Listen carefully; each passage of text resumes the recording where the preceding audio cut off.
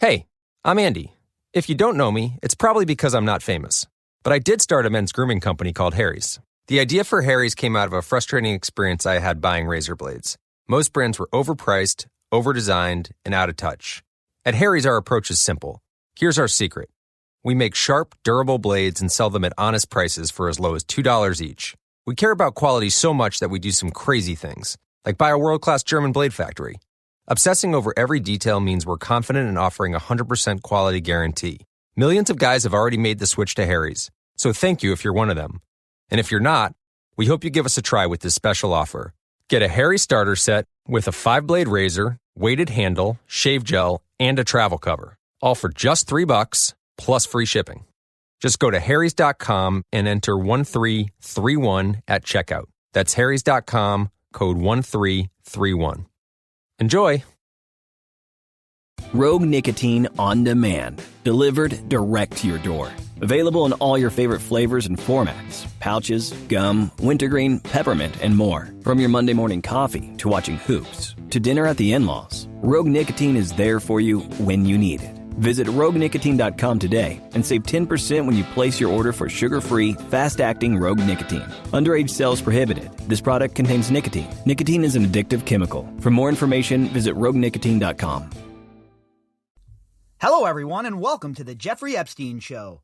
I'm your host, Bobbycapucci, and this is Daily Drop number 377. As we've explored the FinCEN files, one thing that has popped up was the anti-money laundering legislation that had bipartisan support within Congress. Well, that bill has passed, and it has passed in a veto-proof manner, meaning that Trump cannot veto this bill like he said he wants to over Section 230. So this is pretty significant that this anti-money laundering bill has been pushed through, and it's not one of those bills, mind you, that has been forced upon us by one party with the other party completely against it. This is one of those rare times that it's a bipartisan effort. Everybody understands that money laundering is a huge problem, and the people that are really engaging in this money laundering are the richest amongst us as it is. So it really just comes down to greed. It really just comes down to fattening the old pocketbook once again on the backs of the working poor. And I want to stress, when I say the working class poor, I don't mean it like, some socialist organizer would mean it, right? I'm not talking about the working poor as a way to use to be a classist. When I say working poor, I mean all of us for the most part. If you're not part of this so-called elite group, if you're not one of these people, then you're not part of their crew, and you're considered the working class poor to them. You're considered a worker ant. Your life means nothing. And the lifeblood of their operations is obviously this laundered, dark money. And BuzzFeed, along with the International Consortium of Journalists, has put these people on absolute blast. We've had the Paradise Papers, the Panama Papers, the WikiLeaks cables, and now we have the FinCEN files. And finally, Congress has been pushed into action, and finally, there is a law on the books to help combat this dark, disgusting trade, to help end, at the very least, I shouldn't say end because we know that that's not the case, but at the very least, there will be stiff penalties for those who are caught engaging in this behavior. Because up until now, these laws were toothless. Up until now, these laws were on the books, and they were filled with loopholes for these people to navigate. And until those loopholes are closed, and until the law is what the law says, these people are going to continue to manipulate and take advantage of the financial system. Our article today is from BuzzFeedNews.com. Headline: The FinCEN files revealed huge banking problems. Now, the world is trying to fix them. No doubt about it, the signs have been on the wall, right? The writing has been on the wall, I guess I should say, for a very long time, that the financial sector was not only broken, but it was utterly corrupt. You would think after the financial collapse that the world would have been hip to the fact that these banksters are nothing but criminals and thieves. But that didn't occur. Nothing happened. There was no penalties. These people plunged the world into financial chaos, destroyed how many millions of people's savings accounts, and yet they come out smelling rose clean. And then to top it all off, after we bailed them out, we roll into this pandemic and people can't get a little help from the banks. Like I was saying the other day, have the banks called anybody and been like, hey, let me knock off some of those finance rates? Hey, you know what? Why don't you defer 3 or 4 months of your payment? As if that hurts them anyway, a deferred payment. They're still going to get it on the back end. But no, none of that nonsense. When they needed the bailout, though, oh, forget it. TARP, this, that, the other thing.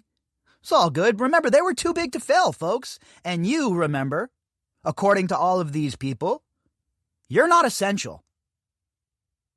So keep that in mind, okay? Keep that filed in the back of your mind, someplace close for you to grab onto. When these idiots come out here and they try and tell you how much they care about you and how much the banking sector is there for the people. Remember, when the chips were down during this pandemic, none of these people stepped up to the plate. None of them. After BuzzFeed News and ICIJ published a joint investigation, officials across the globe began taking action to finally thwart illicit financial activity and the criminals who move money through Western banks.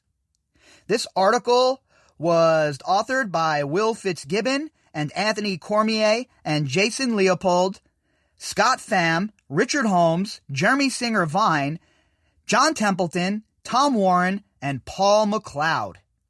So this was all of the folks who worked on the FinCEN files, all of the people who contributed to the FinCEN files. They've all contributed to this article as well. Exposing a torrent of dirty money that the world's most powerful banks transact in plain view of government regulators, the FinCEN files investigation has roiled the financial industry like few stories since the Great Recession, and catalyzed forceful action in the U.S. and beyond. That's really not hyperbole either. We have never, ever really seen any movement to fix this banking sector. They have no regulations placed upon them for the most part. Oh, sure. The institution is penalized, the institution is fined, but the people at the top of these institutions, they never have to pay a price, do they?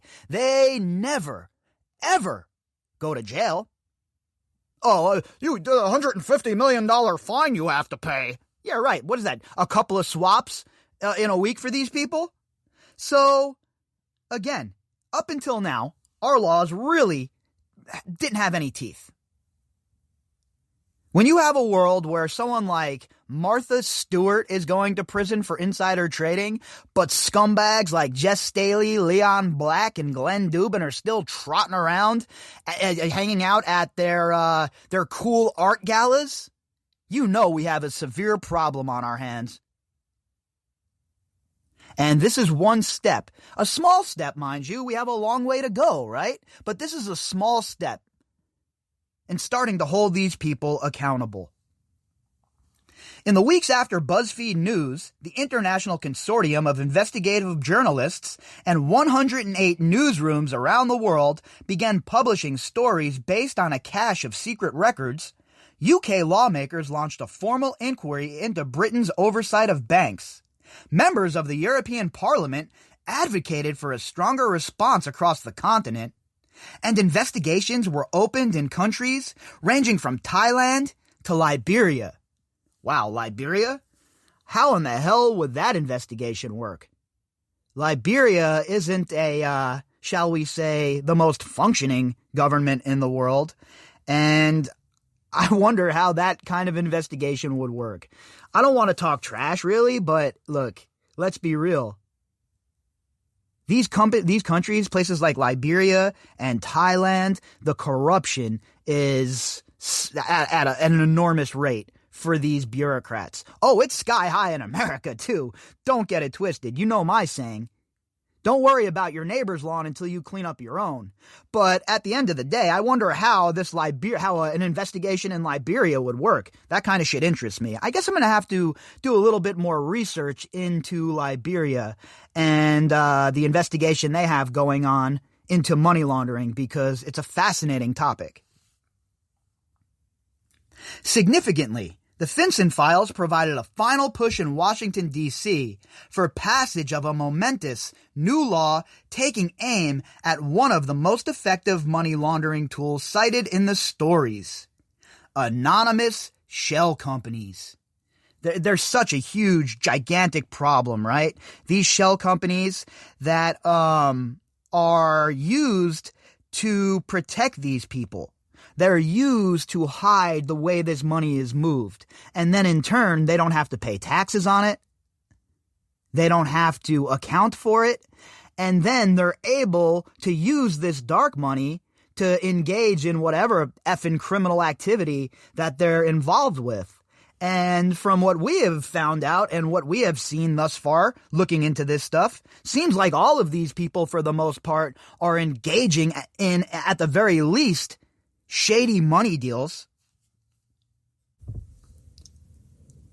The legislation, passed last week with overwhelming bipartisan support, requires many of these secretive American companies to disclose who owns them and who profits from them. A little bit too late for the Jeffrey Epstein investigation, of course. But moving forward, this could provide another tool in the toolbox for the authorities to stop somebody like Epstein before he even gets started, before he's even able to gain a foothold and get an operation like this moving in such a seamless way that Jeffrey Epstein had it going. This sort of law might give investigators a leg up. And that's what we have to do, right? We have to have enough tools in the toolbox to stop these kind of people, the so-called elite, so-called members of polite society, from manipulating the laws, from manipulating the system, enriching themselves on the backs of the rest of us, and then turning around and using the very money that they stole from us to facilitate their crimes like human trafficking. Hopefully, this will be the beginning of putting an end to all of that shit with these people.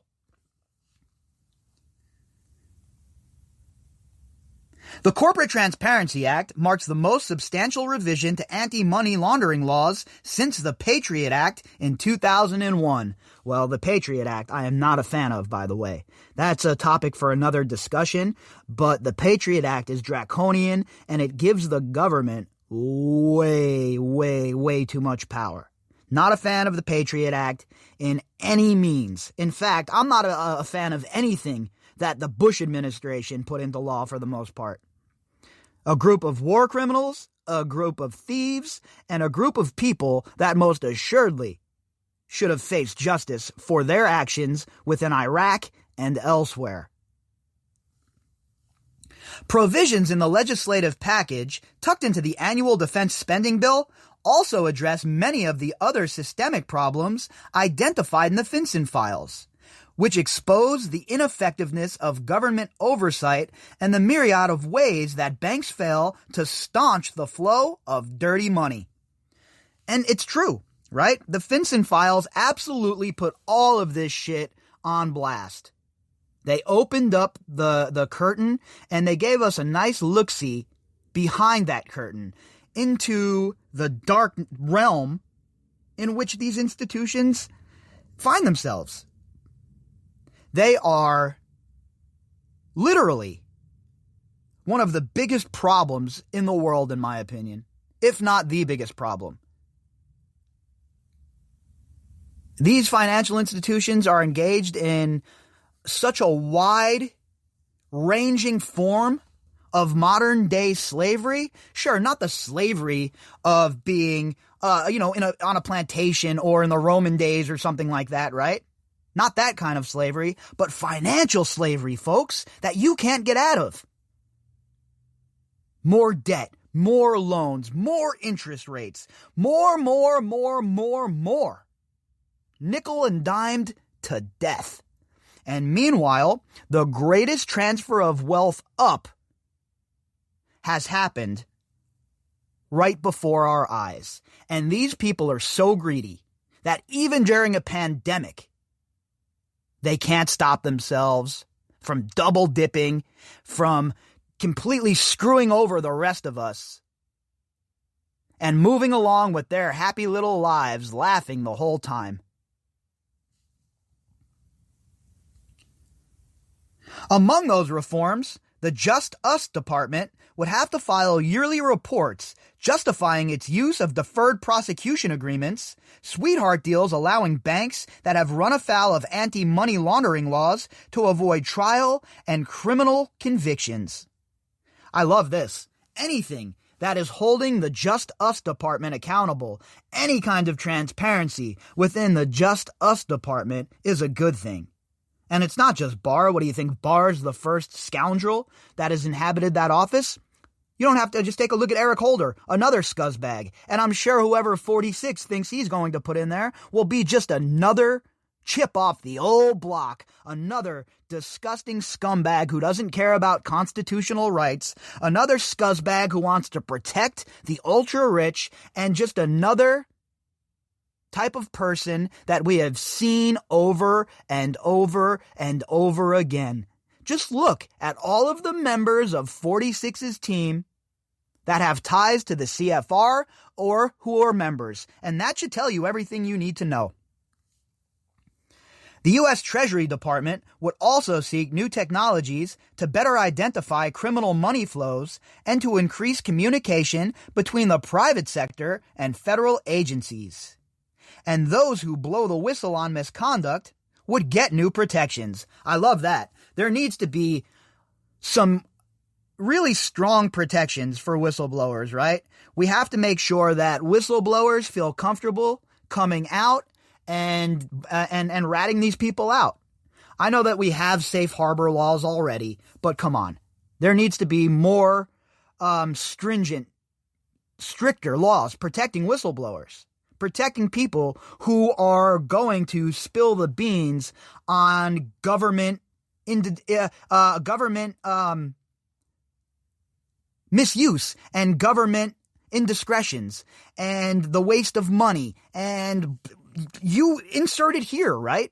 Whistleblowers have to be protected. And if this law is giving them new protections, I'm certainly down with that. Because again, I talk about Villafana, right? I certainly don't lionize her here. I'm not going to demonize her either. But perhaps if there were stronger whistleblower protection laws, she would have come forward. Now, I don't know if that's the case, but it's a scenario that we have to look at, right? Although President Donald Trump has vowed to veto the overarching bill because it does not revoke an unrelated set of protections for social media companies, lawmakers could override the veto. And I think they would. I think with Donald Trump being on his way out the door, few weeks until he leaves D.C., I don't think that the lawmakers are worried about repercussions of going against Trump here. And I think that even if he does veto this, they will overact his veto, and this law will definitely get kicked into play. And it should, right? Again, I'm not somebody who is big on over-regulating. I think it slows things down for most sectors. But the financial sector has proven that they can't follow the rules. They have proven, like a badass teenage kid, that you set guidelines for them, and there might be rules in place, But they're going to do whatever they want to do anyway. So now there has to be harsher penalties. Now you have to go to military school, you badass little kid. Public officials have cited the BuzzFeed News ICIJ investigation as a reason the reforms gained support after years of inaction. And I agree. Nobody was really talking about this stuff for the most part. This stuff was all swept under the rug. And I said that was a big mistake from the get-go. All of that nonsensical Russia BS, folks, that stuff was just political theater. I know a lot of people don't want to believe it because of their cognitive dissonance, but that's okay. It was political theater. If Congress was serious about going after Trump, they would have been going after his financial ties, and they would have put all of that focus on his financial ties. But they didn't. They were way too busy screwing around. And now, with the BuzzFeed articles and the ICIJ coming out with the FinCEN files, it shows you that would have been the proper strategy. But they screwed the pooch. Once again, Congress screwed it up. The BuzzFeed story makes clear we need to strengthen, reform, and update our nation's anti-money laundering laws, said Senator Sherrod Brown, the top Democrat on the Senate Banking Committee. This action is long overdue. 100% agree with Senator Sherrod Brown. Long overdue. And now remember, we're headed to a runoff in Georgia. So if the Democrats can win both of those seats, they'll have the House, they'll have the Senate, and they'll have the presidency. So there certainly will be no excuses from them, right? They will have the ability to really change things this time around. Let's see if they do it. Senator Ron Wyden, the ranking Democrat on the Senate Committee on Finance, also referred to the FinCEN files on the day the legislation passed, saying, investigative reporting has shined the light on money laundering, and sustained public interest certainly helped get these provisions across the finish line. And that's you folks out there. All of you who are pissed off about this, all of you who came here in the beginning because of Jeffrey Epstein, but who have now seen how deep this goes, how high and how disgusting the rot is, you all understand the stakes. Maybe we're the only ones who understand the stakes at this point, folks, and I don't mean that in a hyperbolic fashion. Everyone is so busy, caught up in the political battles right now, the political lines that have been drawn, that the focus has been taken off of our real enemies, and that's these people, the financial sector, the people that are really pulling the strings, the puppeteers. But they're not getting off here on this podcast, and we, the Jeffrey Epstein podcast show family, well, you know that these dudes aren't getting a pass from us. And we're going to be all over this, and we're going to be pushing our elected officials, I would hope, into even more stringent laws, more regulation on the financial sector.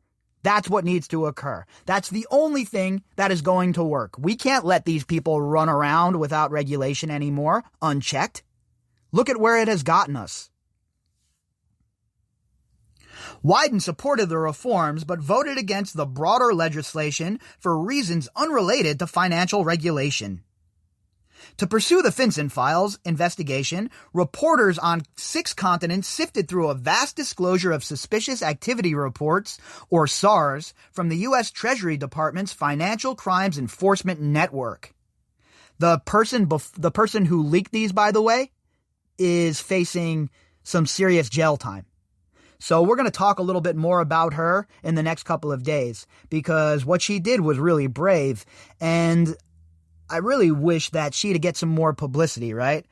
She's facing some serious time in jail, and I hope that they'd go lenient on her, because while it is a crime to leak this kind of stuff, I think that it harkens back to what I was saying about the whistleblower laws. They need to be stronger. If they were stronger and there was an actual means to go about this within the agencies, besides the inspector general who is toothless, then I think a lot more whistleblowers might try and do that. But people feel like they have nowhere to turn, nowhere to go. When all of their bosses are engaging in this, everyone is involved in trying to hide the truth. What do? You leak it to journalists, and then you hope beyond hope that you don't get caught. The SARS detailed more than $2 trillion in suspicious transactions in nearly every corner of the globe, with reporters linking flows of money to terror groups, drug kingpins, and kleptocrats, and sex traffickers. The 16-month investigation established how banks have helped facilitate mass-scale money laundering, and how national regulators have failed to rein in the criminals or clamp down on the banks. Well, yeah, that's because they were all enriching themselves, right? How many of these money laundering operations are being run by clandestine black ops funded by the CIA or other intelligence agencies? We know that there's a whole pool of money for these black ops, and we know that these sort of things are always being done by the CIA, Iran, Contra, you name it, okay? So how many of these people have skin in the game? How many of these people don't want more stringent laws? I'm sure a lot of them. Weeks before publication, journalists working on the FinCEN files informed government leaders of their findings and requested comment. Officials in the UK and the US announced they would be changing anti-money laundering rules. The exact rules that the FinCEN file showed were broken and ineffective. And it goes to show you as well, folks, that good, solid reporting by investigative journalists can move the needle. Especially when it's not focused on political hit pieces or filling confirmation biases. This was a scorched earth investigation that looked into any and everybody. Political affiliation be damned. And that's how good investigative journalism should be conducted. Follow the evidence.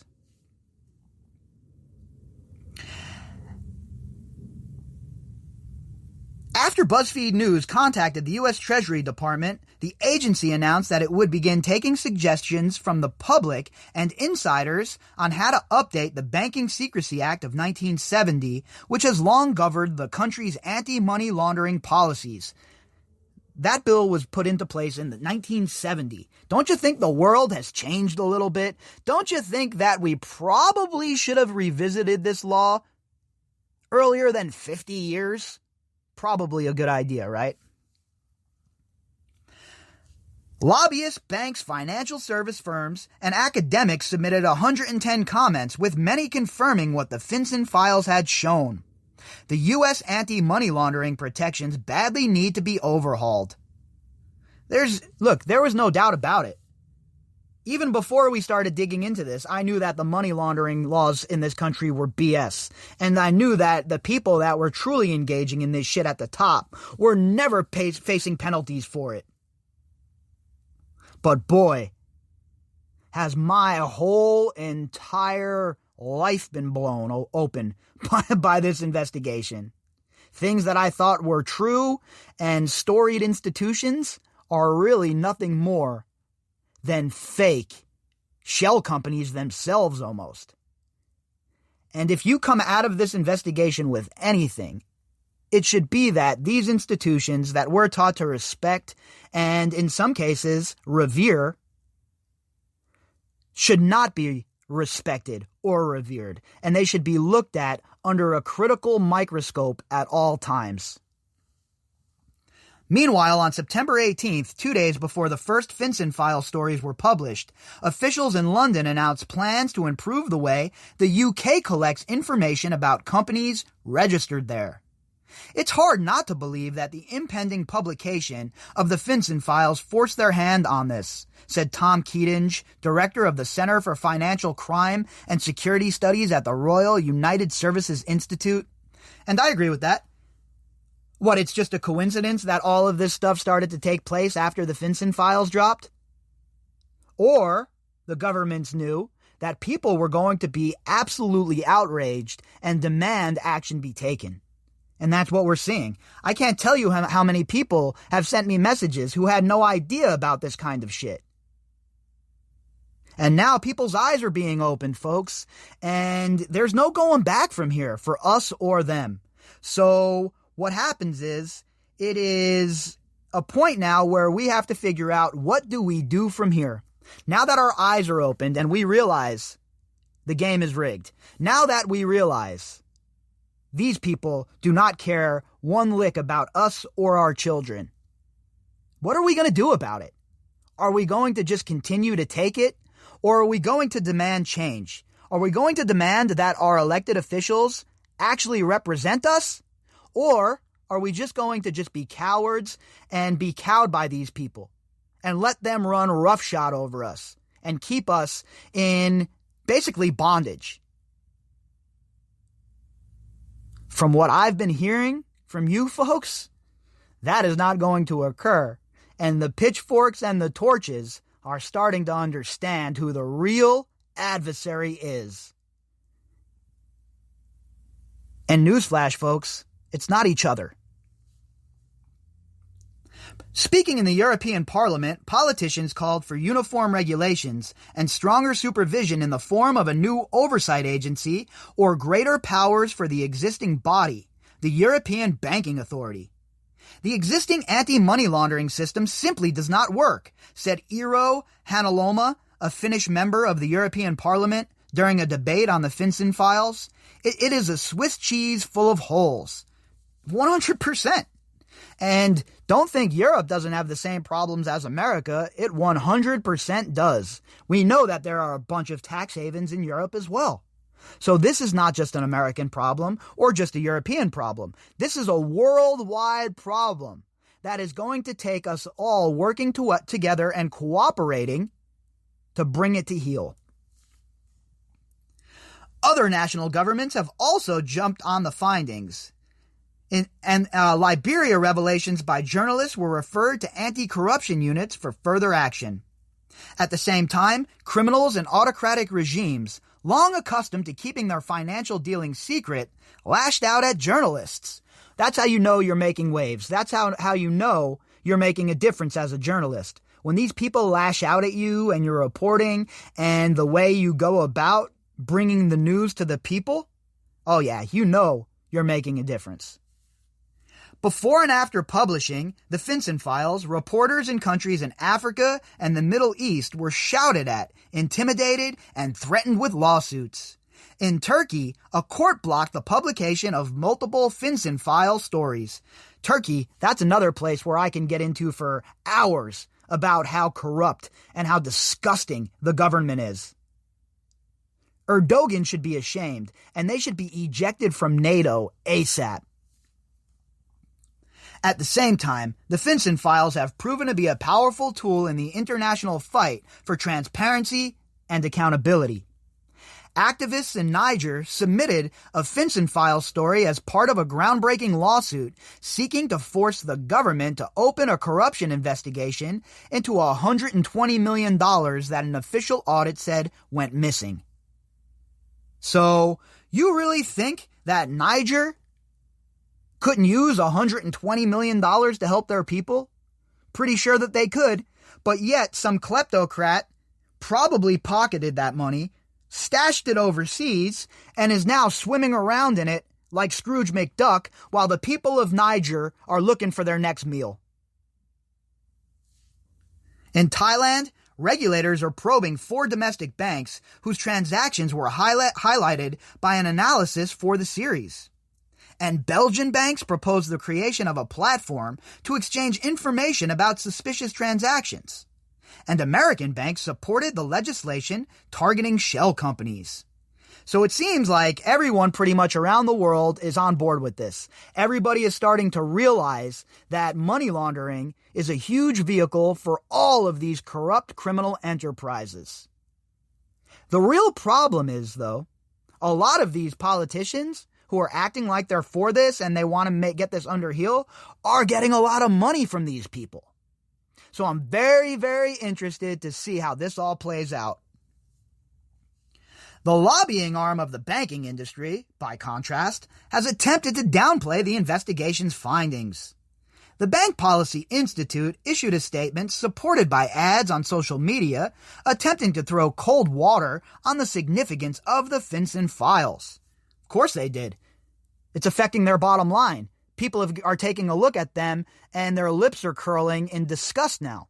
So of course, the public relations mending campaign is in overdrive. Ads, this, that, the other thing. The banking industry loves you. They care about you. Now pay your 25% finance fee on your shitty credit card because you're already poor. The Institute disputed a central finding that banks sometimes continue to process transactions for customers who had been repeatedly flagged for suspicious behavior. The lobbying group said that the government frequently tells the banks to keep those accounts open so law enforcement agents can monitor them. Oh yeah, I'm sure. I am sure that's what's occurring on a regular basis. Does it happen every now and then during an investigation? Yeah, of course it does. The government's smarmy and shitty like that, no doubt about it. I've said it a million times. The biggest organized crime group in the world is the United States government. 100% without a doubt. So are they above keeping some of these accounts open so that they can creep? Of course not. But to use that as a life preserver for the banking industry, that's BS. Among the documents in the FinCEN files, however, BuzzFeed News could find only 2 mentions of any such instruction. The lobbying group, who has also argued that a large portion of SARs have nothing to do with illegal activity. Citing survey information from 14 banks, the group said, "Our data indicate that about 4% of SARs result in any follow-up from law enforcement. A tiny subset of these results in any arrest and ultimately a conviction." Well, that seems to be a problem with the law enforcement, right? The law enforcement doesn't take it seriously enough. So, everybody needs to get together, law enforcement as well as these institutions, and these SARs need to be taken more seriously. There needs to be like some sort of a level to it, right? Level 1, level 2, level 3, level 4. And as you progress the levels, it's a more suspicious type of SAR. They need to do something. The group also said, ultimately, this means that 90 to 95% of the individuals that banks report on were likely innocent. No, it doesn't. That's ridiculous. Just because no crime was found doesn't mean no crime was committed. Give me a break already. If you're not looking for the crime, how are you going to find it? But lack of official follow-up doesn't necessarily mean that the flagged activity was lawful. Federal investigators don't have the resources to chase every lead and don't automatically notify banks when they investigate the subject of SARs. Interviews with law enforcement officials show. Of course. Again, the law enforcement keeps everything close to the vest as long as possible, right? They're not going to tip anybody off. They don't know if anyone in the bank is working with these criminals. So, of course, they're going to be very hush-hush with these investigations. By law, banks must file a report when they spot transactions that bear the hallmarks of money laundering or other financial misconduct. SARs are not by themselves evidence of a crime, but are considered vital for law enforcement to pursue illegal activities. SARs are basically like probable cause, right, for the investigators to dig deeper. That's basically, in layman's terms, what the SAR works as. During a speech this month to the American Bankers Association, FBI Director Christopher Wray, another corrupt individual, said SARs capture an incredible range of conduct and allows agents to follow financial trails, investigate specific individuals and entities, identify leads, connect the dots, and advance investigations. The records, according to law enforcement sources, can help trace parts of drug networks, clarify the financing behind terror cells, and help officials decide whether to blacklist companies or individuals involved in misconduct. All of that is for sure. And the SARs, like I said, it's like the probable cause. You know, you get pulled over by the cop. He says to you, I smell some marijuana in your car, so I'm going to need to search your car. The marijuana, the smell, is the probable cause for the search. So the SAR is the probable cause for the investigation to get kicked in. And they need to do more of that, right? Contacted by BuzzFeed News with questions for this story, the Bank Policy Institute responded by again citing its own research on the issue and reiterating that the FinCEN files was based on an incredibly narrow slice of documents, a fraction of the millions filed every year. That's true, no doubt about it. But that's not a good enough argument, right, to say that they weren't meaningful. If any of these people are engaging in money laundering, it's too much. We're not talking about low-level money laundering here. We're talking about millions, tens of millions, hundreds of millions of dollars. In the immediate aftermath of the publication of the FinCEN files, global banking stocks tumbled dramatically. But it was more than share value that had the industry buzzing. The series also prompted reflection and debate in a range of media and industry forums. That banking scandal is a doozy. The Independent, a UK publication, noted, the reverberations will be felt for months, if not years. 100%. Big time. This was a huge story, and you see it. How many stories initiate governments on 6 continents to get their asses kicked into gear? Not many, folks. This is a huge story, and it should be getting way more play in the media. In more than 100 opinion pieces and columns that have been published in trade and business publications since September, industry experts have pointed to the FinCEN files while advocating for change. An international banker, Laurent Leotard Voigt and Florent Playeret, who works at the business management consulting firm Chappius Holder & Company, proposed solutions, including regulations to prevent shell companies, and concluded it is the whole system that is on the verge of collapse and needs to be rethought. This is coming from players in the industry, folks, okay? Not a reporter, not your favorite bearded loudmouth sitting here in the studio. From people in the actual industry. 9 days after the findings from the FinCEN files investigation were revealed, Linda A. Lacewell, the superintendent of the New York State Department of Financial Services, published her own analysis, noting that the series provided an opportunity to tackle long-standing problems. Now, with this new spotlight, we must act, she wrote. And at the time, we covered that. We covered her, the letter, what she had to say. And again, it's obvious that this needed to happen, that these money laundering laws needed to be kicked into gear. Senator Elizabeth Warren, a member of the Committee on Banking, Housing, and Urban Affairs, has cited the stories in calling for substantive changes in oversight.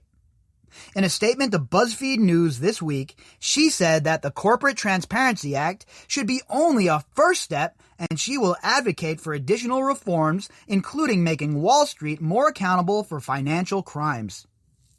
I'm going to keep pushing my legislation to hold executives personally and criminally liable when their organizations skirt the law. Hey, look, I might not agree with all of Elizabeth Warren and her political views, but I agree with her on this, and I 100% support her legislation trying to get these people held criminally liable when these organizations skirt the law.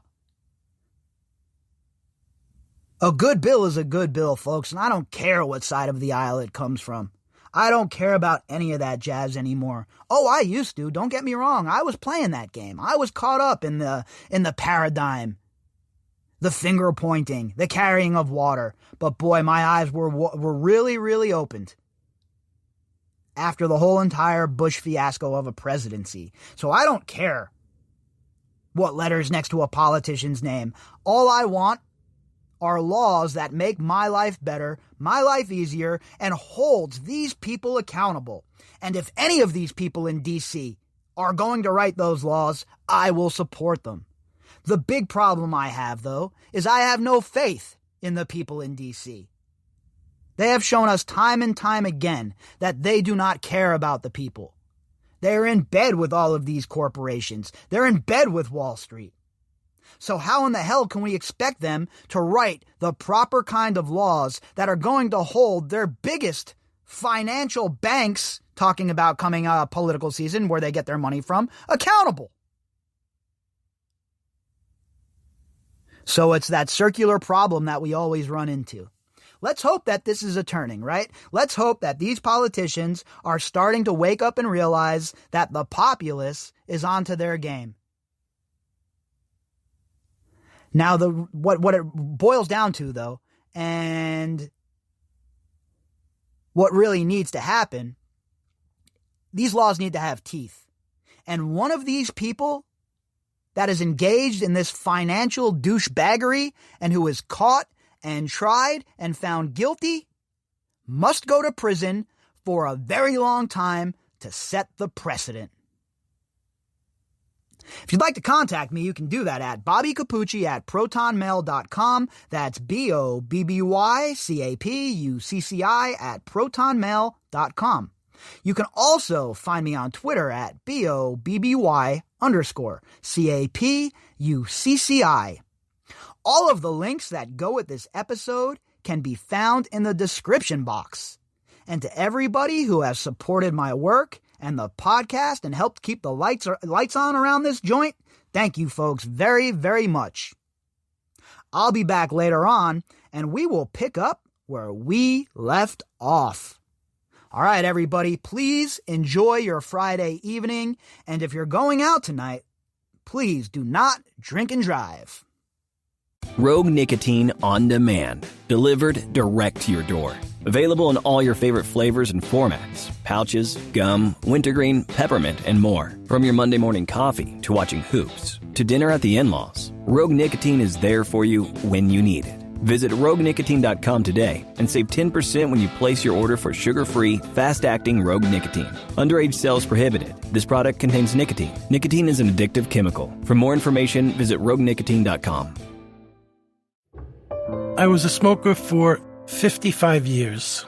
Getting COVID is what made me really want to quit. When my daughter drove me to the emergency room and said she wasn't sure she was ever going to see me again, it made me realize that if I continued to smoke, I wouldn't see my family continue to grow. No matter how many times you've tried, now is the time to quit for good. Call the California Smokers Helpline today at 1-800-NEW-START.